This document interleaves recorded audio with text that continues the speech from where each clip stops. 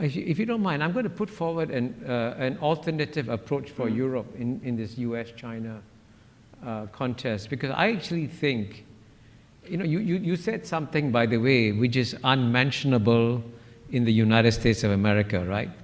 Stefan just said, China will become the #1 economic power in the world. And if you're a betting man, you would bet on China becoming the #1 economic power in the world.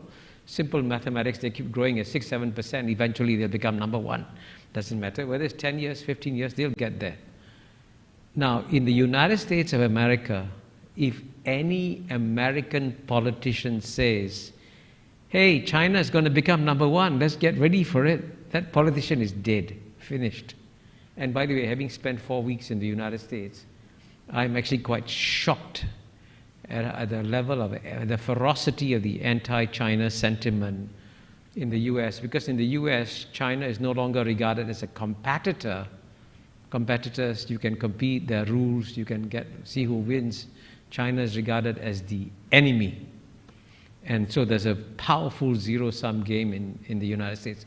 So I believe that a better role for Europe to play, now in some ways maybe Europe can reciprocate the generosity that the United States showed towards Europe in the Cold War. The United States defended Europe in the Cold War, defended it very well.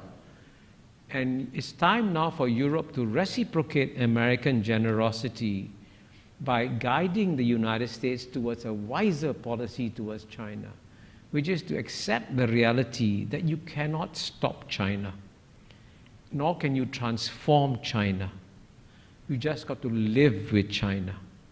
That's the reality. And that's what, by the way, most countries in one way or another are doing. They're adjusting to a new, more powerful China that is emerging.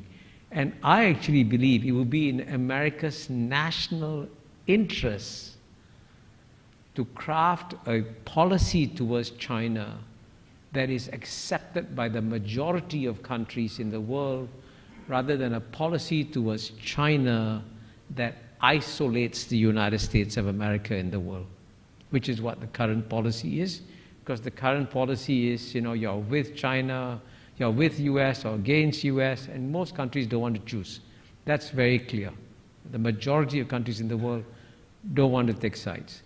So the wiser course for the United States to do, therefore, is to work out for a new international consensus that creates a set of rules whereby China can grow, US can grow, and all of us can grow.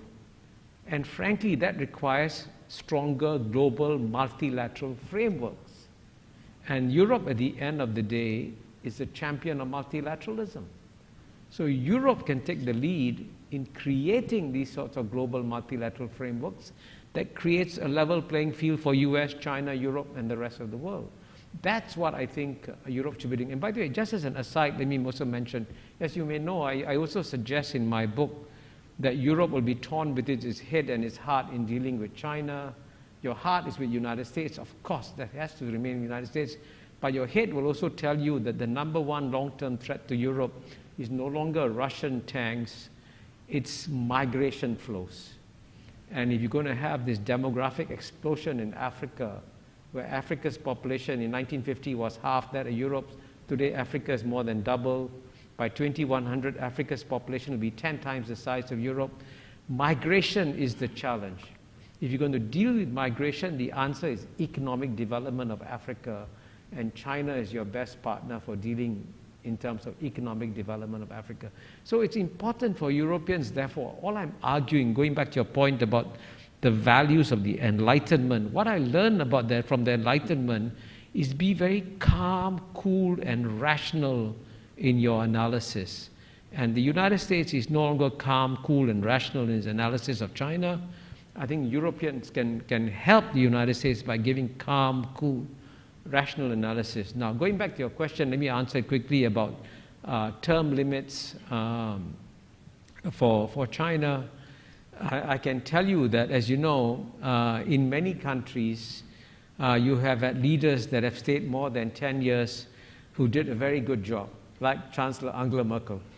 Indeed, I'm very sorry that she's stepping down, by the way. I wish that she could stay on. So in the case of You think China, we should have a rule like... No, I mean, in the case of Western democracies, I think Tony Blair stayed more than 10 years. I mean, United States you cannot, of course, because of a 2-term limit. But in many Western societies, you can stay on. So in the case of China, I would say don't focus on the term limits. That's frankly irrelevant. The most important question to ask is China going to continue to have good governance or bad governance? Okay? That's the critical question. And I think that term limits is not a critical issue.